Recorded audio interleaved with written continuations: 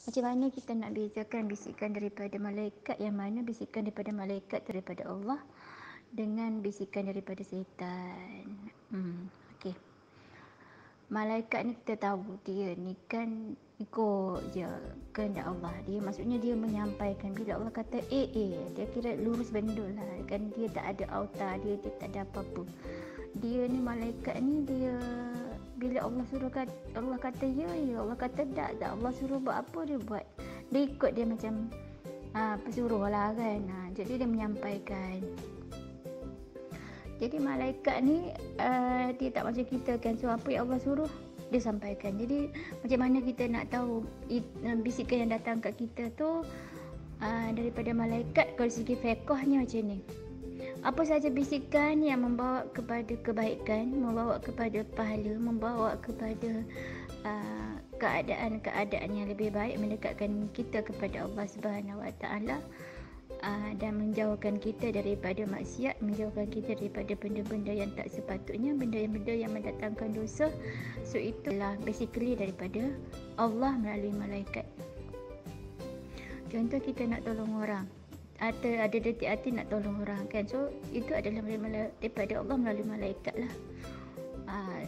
Lepas tu kalau tiba-tiba kita rasa kita nak buat maksiat, kita nak mengumpat ke, kita nak mengumpat orang lah contoh kan, so mengumpat tu mungkin juga daripada nafsu kita yang kita tak suka orang tu.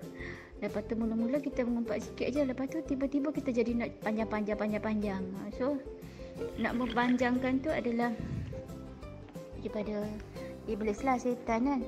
Tapi apa pun itu segi fiqh lah, dari segi hakikatnya. Dari hakikat pun kita tahu bahawasanya tidak bergerak sesuatu zarah pun melainkan dengan izin Allah. Jadinya sebenarnya benda baik pun asalnya datang daripada Allah. Benda buruk pun gerak tu pun daripada Allah kan. Macam mana malaikat menyampaikan kebaikan tu sebab Allah suruh bagi tahu kat kita.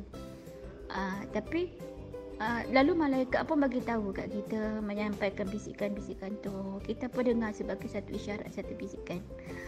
Okey, satu lagi bisikan jahat kan. Bisikan jahat kita tahu daripada syaitan. Yang daripada syaitan tu Tuhan suruh ke kita buat jahat? Kita kena kenal pasti kat situ.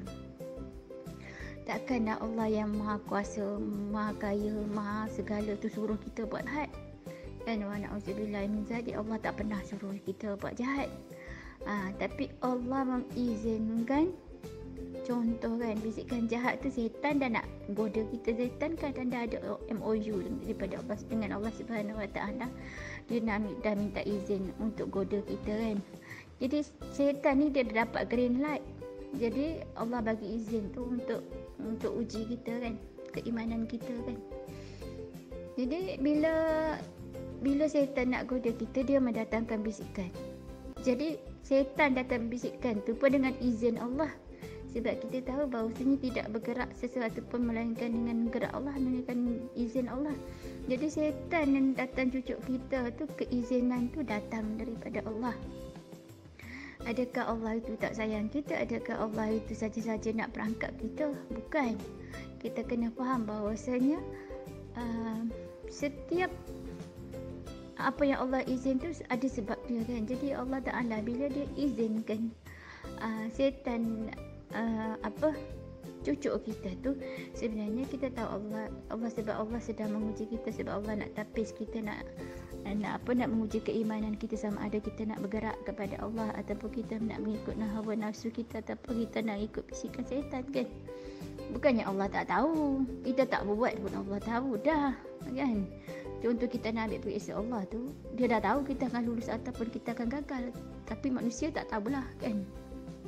Contoh kita cikgu kat sekolah, kita cikgu ni pun kita boleh agak-agak budak ni mesti fail punya macam tu, budak ni nak lulus budak ni aku tak pasti, mungkin lulus mungkin tak lulus. So tu sifat manusia, bersifat lemah. Tapi Allah ni dia dah tahu dah orang ni lulus, orang ni tak lulus kan. Tapi Allah Ta'ala ni sengaja beri laluan kepada jin iblis ni untuk ganggu kita kan. Sebab apa? Sebab Allah nak tengok kita ni betul ke nak mujahadah, betul ke kita ni nak Allah kan. betul ke kita ni nak usaha sungguh-sungguh kan? Sebab kat sini kan kita sedang ditapis dan akan dikelaskan mengikut tahap ketakwaan dan keimanan kita di akhirat, untuk kita duduk di akhirat nanti kan, untuk kehidupan akhirat nanti. Jadi adanya ujian-ujian semata-mata dengan izin Allah juga, bukannya iblis jin setan tu ada kuasa nak asuk kita. Tak ada kuasa pun. Dia cuma dia umpama bunga api je, percikkan bunga api je, kita lah menyalakan, macam tu kan. Dalam diri kita ni adanya nafsu. So nafsu tu lah tempat setan menitinya kan. Contoh nafsu amarah kita kan. kita ni susah nak kontrol nafsu amarah kita kan. Jadi tengah tu kita duduk marah, baru tak puas hati pada seseorang dengan sesuatu kes, tiba-tiba datang pula kes lain. Setan pun cucuk. Aku baru dah tak puas hati dengan orang, tiba-tiba jadi macam ni lagi. Lepas tu ini dah tak boleh jadi. Mulalah datanglah kepala otak dia. Apalah dia ni tak patut buat aku macam ni, dah lah dia sakitkan hati aku dengan cara lepas tu tambah lagi aku sakit hati tu sungguh kan. Sebab itulah syariat ajar kita. Dalam marah, kau tengah marah, dia suruh duduk, suruh baring, tak boleh juga ambil wuduk semua kan. Tapi kita ni pandai cakap je, buat punya yang payah.